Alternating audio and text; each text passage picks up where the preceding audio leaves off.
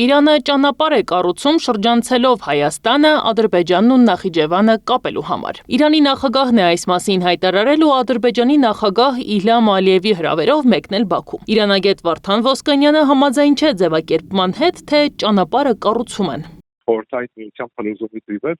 Նախիջևանի եւ Ադրբեջանի միջև ցամաքային կապը իրականացվել է Իրանի տարածքով, ընդ որում իրանական լիակատար վերահսկողության ներքո եւ իրանական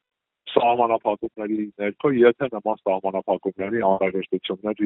եղել են կապված երկու երկրների հարաբերություններում։ Քաղաքագիտական առումով բնավ սարսափելի չէ Իրանի նախագահի այցը, ասում է իրանագետը։ Ադրբեջանը իրանական հարաբերությունների ջերմացում, մերձեցում կամ նմանատիպ որևէ բնորոշում տալու համար դեռ վաղ է։ Պարզ է, որ նախագահի այցը կարևոր իրադարձություն է ընդհանրապես ցանկացած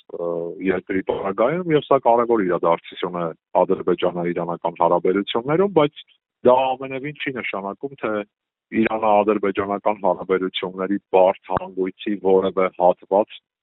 այս պահին արդեն հանգուցալուծվել է։ Այդ խնդիրները այնքան շատ են, այնքան բազմազան են եւ այնքան բազմաշերտ են, որ դրանց հանգուցալուծումը որոշ դեպքերում կամ նույնիսկ միգուցե դեպքերի մեծամասնությունում անհնարին է։ Իրանի նախագահի հարցազրույցը ցույց է, որ հանդիպման օրակարգի կենտրոնում եղել է տնտեսական թեման, ընդգծում է իրանագետը։ Անդրադարձ քաղաքական հարցերին խոշոր հաշվով չի էլ եղել։ Ինչ վերաբերում է Թուրանական միջանցքին կամ ինչպես իրենք են կոչում Զանգեզուրյան միջանցքին, ապա Բաքուն ամեն անգամ այս հարցը կարողանում է օգտագործել Երևանի դեմ։ Փորձելու է Իրանի միջոցով Ադրբեջանի հիմնական մասի եւ Նախիջևանի միջև կապի ապահովումը ներկայացնել որպես, ասեմ այսպես, ձեռքբերում։ Իրանական կողմը ճանապարհի հարցում որոշակի աշխատանքներ է սկսել, բարելավում ու արդիականացնում է նախկին երթուղին համապատասխանեցնելով ներկա ստանդարտներին։ Իրանագետը նկատում է բարեկարգված ճանապարհը ձեռնտու է նաև Հայաստանին։ Գիտեք, այդ ճանապարհը փաստացիորեն անցնում է նաև Հայաստանի եւ Իրանի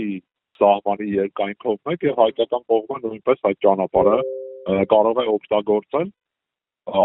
բարելավված եւ արդիականացված ճանապարհը, հետեւաբար այստեղ էլ ըստ էության որևէ նորություն չկա։ Եվ վերջում հորդոր ու խնդրանք ոլորտի մասնագետից այցի տեղեկատվական մանրամասներն անհրաժեշտ է ստանալ բացառապես իրանական աղբյուրներից, հաշվի առնելով, որ բազմաթիվ են եղել դեպքերը, երբ Բաքվի քարոզչամեքենան փորձել է աղճատել կամ համատեքստից կտրել ամբողջական ինֆորմացիան, որպեսզի իրենց պատկերացմամբ լարվածություն առաջացնեն Հայաստանի ու Իրանի միջև։